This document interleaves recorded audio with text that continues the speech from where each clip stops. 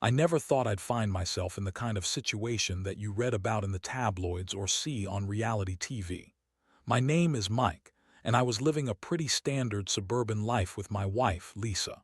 We were married for almost 10 years, had a couple of kids, and on the surface, everything looked peachy. But as it turns out, appearances can be deceiving. Lately, Lisa had been acting a bit off. It started subtly. She was taking more time to get ready for work, often complaining about being busy with her job at the local news station.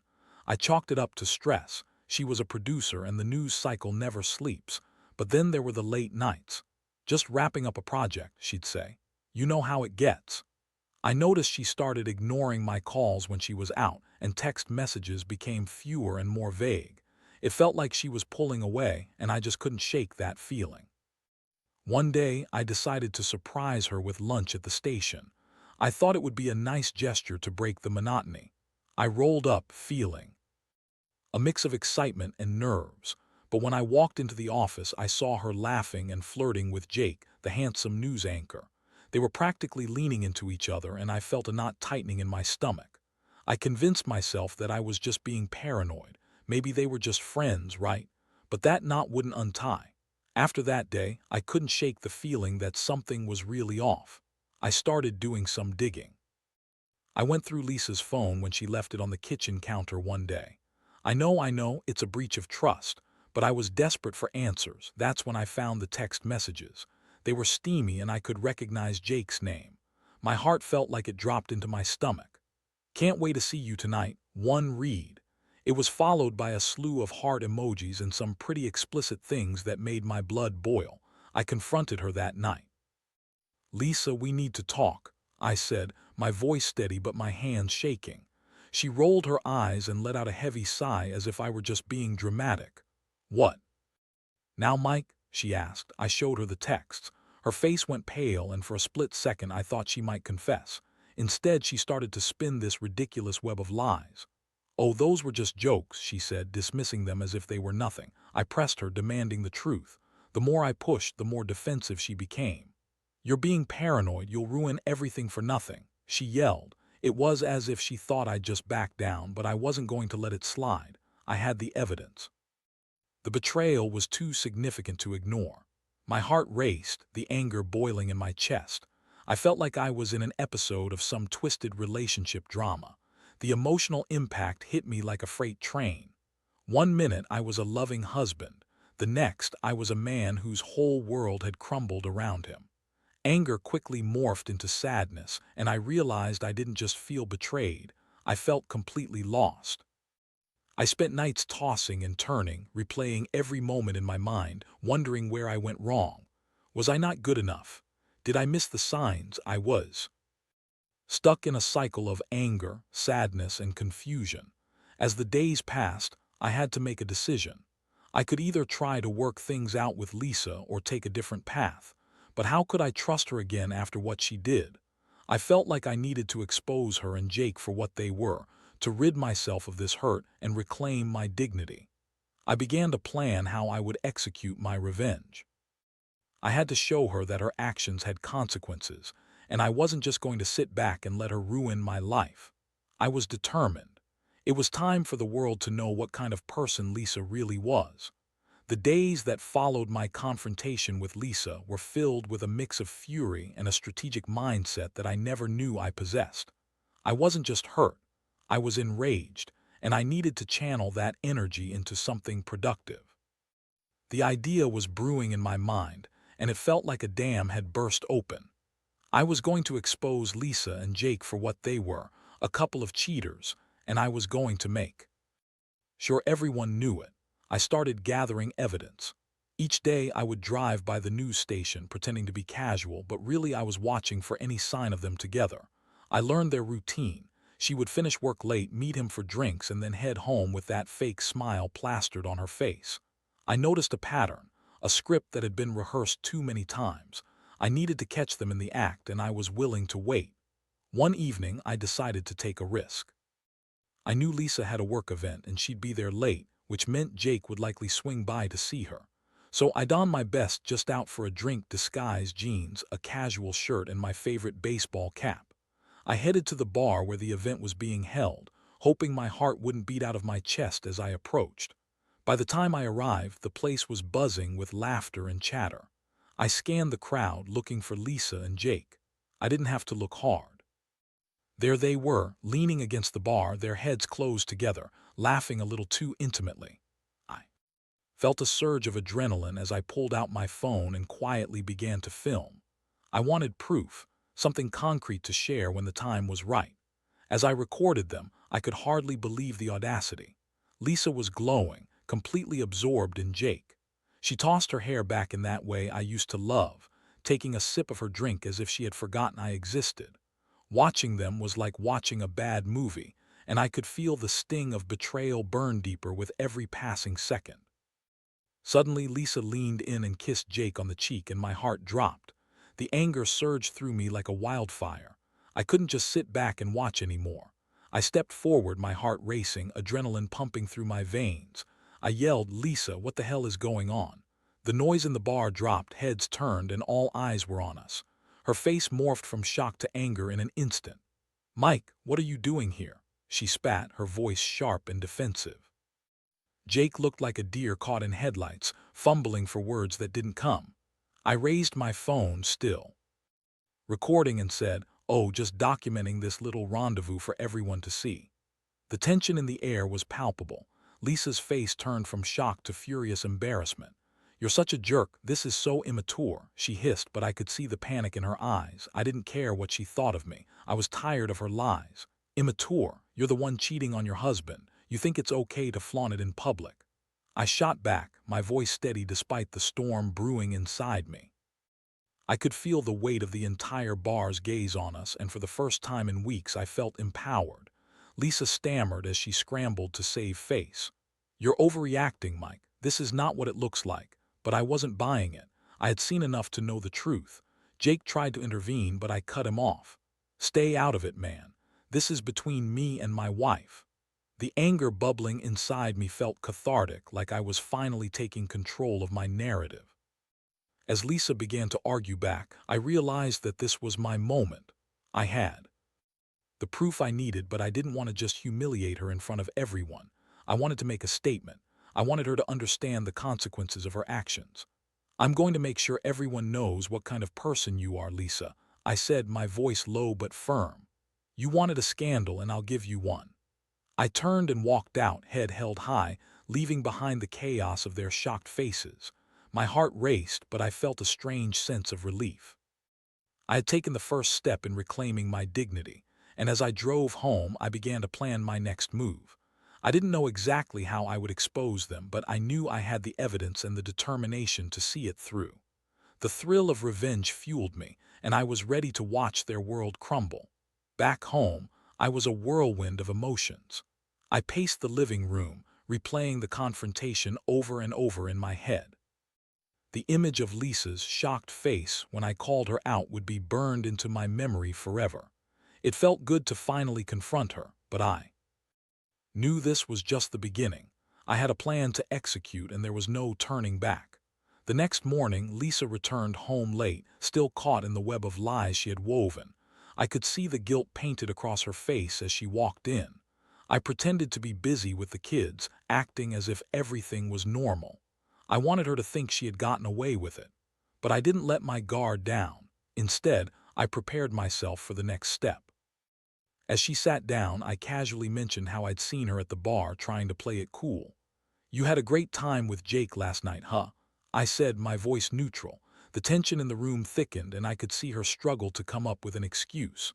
"Mike, I can explain," she started, but I cut her off. "No need to explain, Lisa. I got enough proof to last me a lifetime." I pulled out my phone and showed her the video I had recorded. The look on her face was priceless, a mix of horror and disbelief. "You're going to regret this," she whispered, her voice trembling, but I was done being afraid. I was the one in control now. At that moment, I felt stronger than I had in months. I began drafting a plan to expose her and Jake, a scandal that would ruin their reputations in front of everyone. I decided to go all out. I'd post the video on social media, but not just any social media. I'd go for the local news outlets. They loved a good scandal, and who better to give them one than a betrayed husband with all the proof in the world? I spent the day researching how to reach out to local journalists. I crafted a message that outlined the situation, inserting snippets from the video and a brief summary of my story. My fingers trembled with excitement as I pressed send. It was liberating to take control of the narrative. I felt like I was pulling back the curtain on Lisa's charming facade. As I waited for responses, I could feel my heart racing. I kept reliving the confrontation in my mind, picturing Lisa's face when the news broke. But life, as it often does, threw a curveball my way. The next morning, I received a call from a local reporter named Sarah. She was familiar with the news station where Lisa worked and was intrigued by my story. I explained everything, detailing how I had caught them together and the video evidence I had. "Mike, this is an incredible story," Sarah said, and I could hear the excitement in her voice. "We'd love to run with it. When can we meet?" I internally cheered. This was exactly what I needed. I arranged a meeting with her to discuss the details. When I finally met Sarah, it felt surreal. We sat at a small cafe and I laid out everything: my marriage, the affair, the video. She listened intently and asked detailed questions. It became clear to me that she was passionate about this story, and I could feel the weight of my actions settling in. Exposing Lisa would change everything, but I was determined to follow through. As we wrapped up, Sarah assured me, "We'll handle this with care, but we want to make sure the public knows the truth. Cheating scandals always get attention, and your side of the story matters." I left the meeting feeling a mixture of excitement and trepidation. This was it, my chance to turn the tables. Days turned into a blur of planning and waiting. I spent time with my kids, trying to maintain some normalcy while the storm brewed around me. I noticed Lisa acting more anxious as the days passed. She must have sensed something was off. I couldn't help but feel that I was living in a game of cat and mouse, but I wasn't the one hiding anymore. On the day the article was set to go live, I could hardly contain my nerves. I stayed home with the kids, trying to distract myself as I waited for the inevitable fallout. When the article finally dropped, I opened my laptop and saw the headline: "Local producer's shocking affair with news anchor exposed." My heart raced as I read through the details.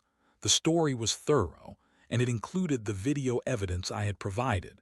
It was everything I had hoped for and more. The phone calls and messages started flooding in.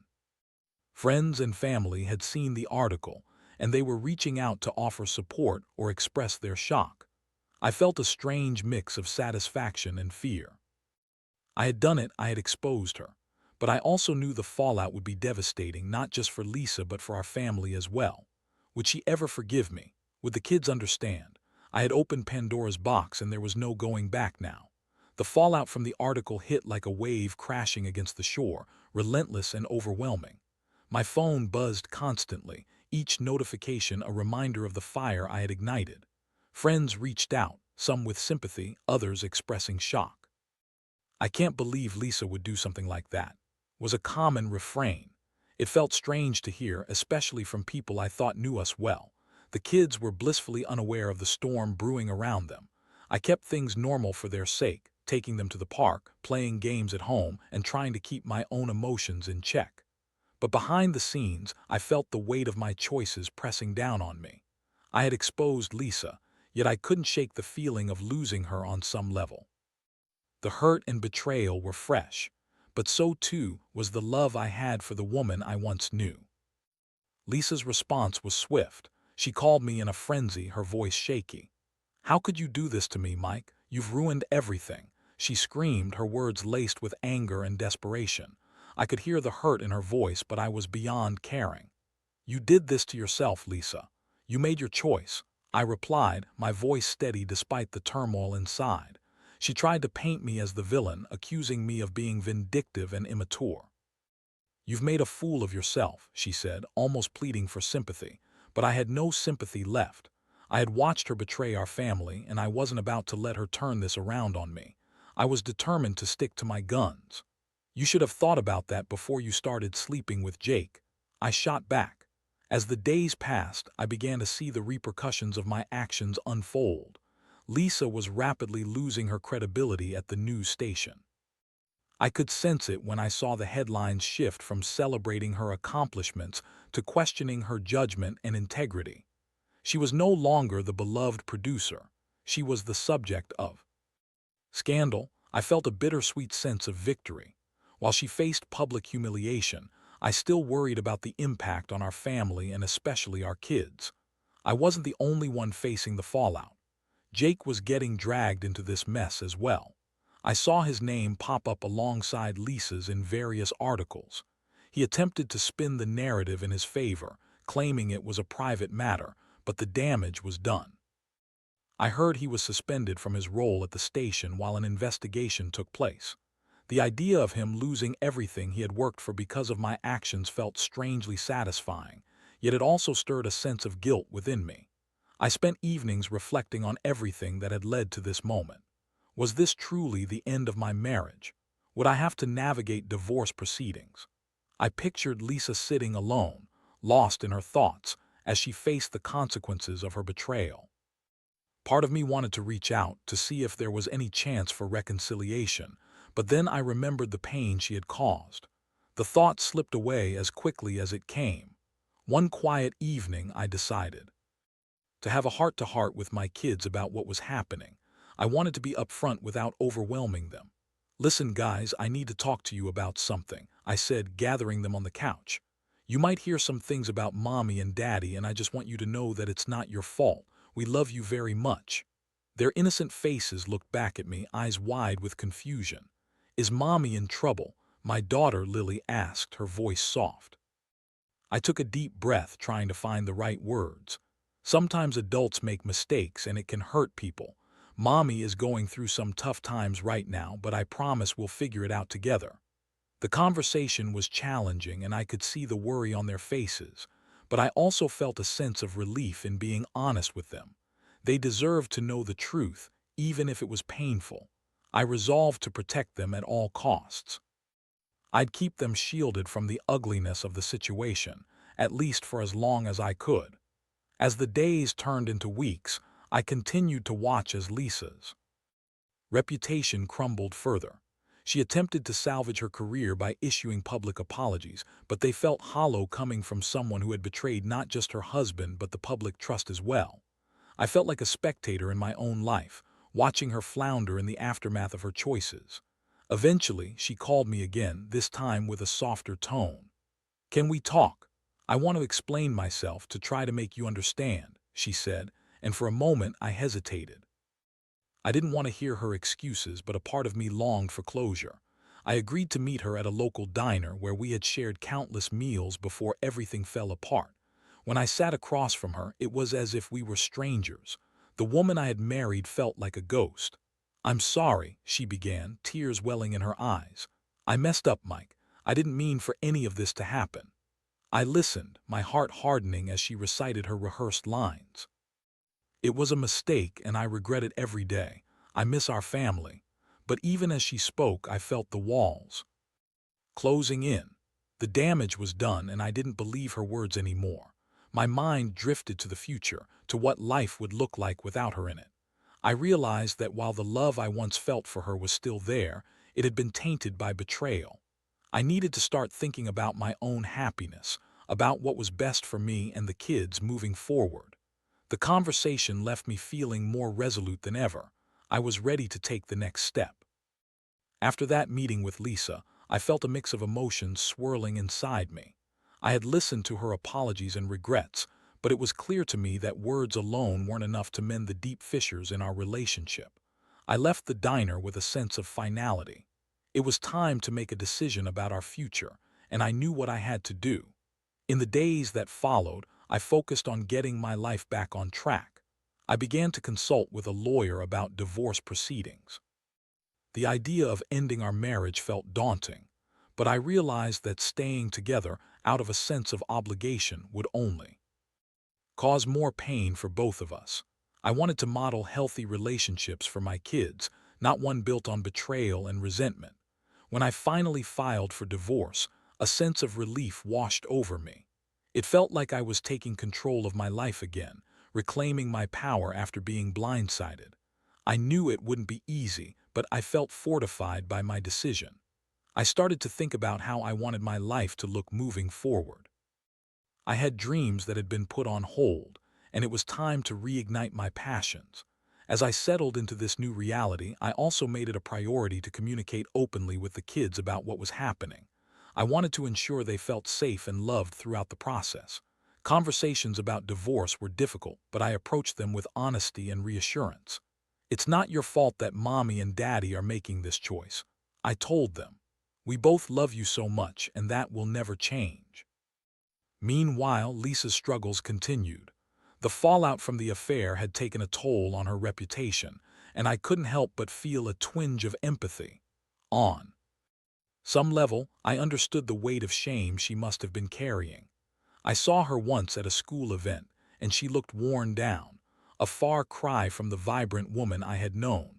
But I also recognized that this was a consequence of her choices, and I couldn't let guilt cloud my judgment anymore. As I moved forward with the divorce proceedings, I began to think seriously about my future. I had always been passionate about photography, capturing candid moments of life, and I decided to take a leap of faith. I signed up for a few photography classes and started building a portfolio. The creative outlet not only helped me heal, but also gave me a new purpose. With every click of the shutter, I felt more like myself again. I found joy in the little things and began to nurture my passions that had been sidelined for so long.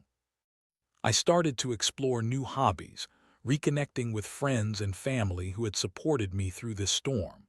The more I immersed myself in these activities, the more I realized how much I had lost sight of who I was outside of my marriage.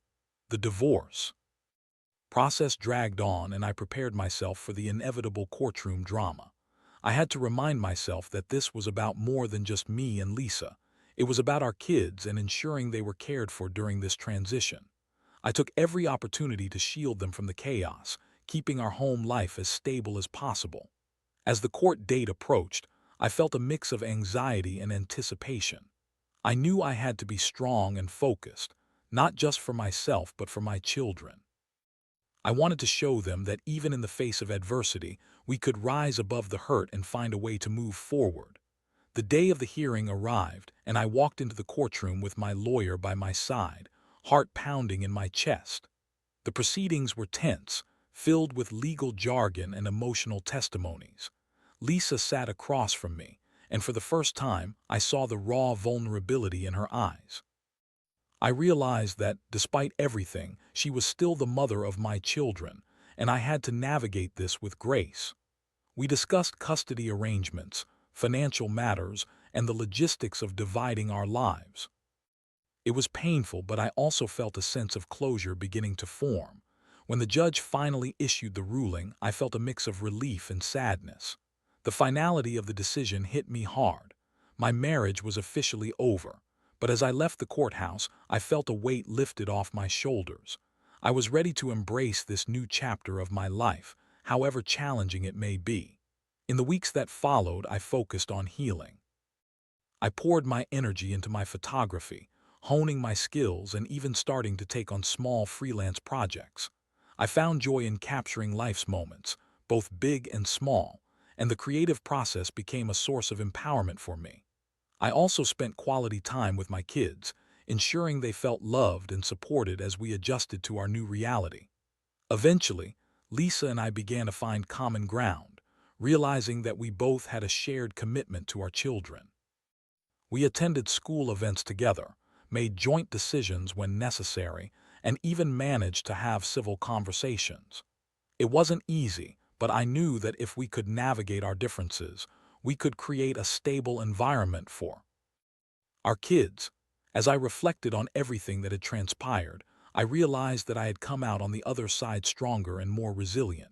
I had learned valuable lessons about self-worth, the importance of communication, and the need to prioritize my happiness. I hoped to one day find love again, but for now, I was content to focus on my own journey and the beautiful moments ahead of me. I also made it a point to share my story with others who might go through similar experiences. I wanted to show them that it's possible to rise from the ashes of betrayal and create a fulfilling life. I had gone through the storm, but I had emerged with a renewed sense of purpose and clarity. Life was waiting for me, and I was ready to embrace whatever came next. As the months rolled on, the dust began to settle. Life after the divorce was a strange mix of liberation and adjustment. I felt like I had shed a layer of skin, and while vulnerable, it was also exhilarating. I had taken the reins of my life back, and I was determined to shape it into something meaningful. The kids adjusted to the new routine, and I made sure to keep communication open. We had family dinners, game nights, and I encouraged them to share their feelings about everything that had happened. I wanted them to know that it was okay to feel sad or confused. I was a firm believer that honesty was crucial during tough times, and I did my best to ensure they felt secure and loved. Meanwhile, Lisa and I started to build a new relationship, one that was more focused on co-parenting than on the remnants of our past. We learned to set aside our differences for the sake of our children. We'd coordinate school events, attend soccer games, and even share a laugh about how the kids had inherited my sense of humor or her knack for art. It wasn't perfect, but it was a step in the right direction, and I was grateful for the progress we made. One sunny Saturday, I took the kids to a local park to enjoy a day out. As they played, I took a moment to reflect on how far I had come since the storm of betrayal that had rocked my world. The laughter of my children filled the air, and I felt a sense of peace wash over me. I was no longer a victim of my circumstances. I was a survivor, and I was reclaiming my life one day at a time. During that time, I also began to date again, tentatively at first. It felt strange to dip my toes back into the dating pool, but it was refreshing to connect with new people. I met a woman named Rachel through a photography workshop. She was kind, funny, and shared my passion for capturing life's moments through a lens. We hit it off, and our chemistry was undeniable. Dating her was a reminder that life could still be beautiful, and it was possible to find love again after heartbreak. As I navigated this new chapter, I often reflected on the lessons I had learned from my marriage with Lisa. I understood the importance of trust, communication, and respect in any relationship. I had also learned that it was okay to prioritize myself and my happiness. I was no longer willing to be complacent or accept less than I deserved. One evening, after a fun day out with Rachel, we sat on my porch, sipping wine. As the sun set, I shared some of my journey with her, the pain, the betrayal, and how I had fought to reclaim my life. "It's incredible that you could come back from something so difficult," she said, her eyes filled with admiration. "You're stronger than you realize." Her words struck a chord within me, affirming that I had indeed risen from the ashes. The kids continued to thrive as well. I watched them grow and develop their own interests, and it filled me with pride. I was grateful for the lessons they had taught me about resilience and unconditional love. No matter what challenges lay ahead, I knew we could face them together as a family. As the year drew to a close, I found myself filled with gratitude for the journey I had taken. The betrayal that had once shattered my world had ultimately led me to discover my strength and passion. I had learned to embrace change and to transform pain into growth. Life had a funny way of working out, and I realized that even in the darkest moments, there was a light at the end of the tunnel. In reflecting upon my story, I couldn't help but think about how important it is for people to remember that they are not defined by their past. Relationships can fail, but it's how we rise from those failures that truly matters. I hope that by sharing my experience, others would find the courage to confront their own challenges and emerge stronger. I had turned the page on a difficult chapter, and now I was ready to embrace the adventure that lay ahead. Life was full of possibilities, and I was excited to see where it would take me. With my kids by my side, the lessons I had learned, and a newfound sense of self, I felt ready for whatever came next. And for the first time in a long time, I felt hopeful about the future.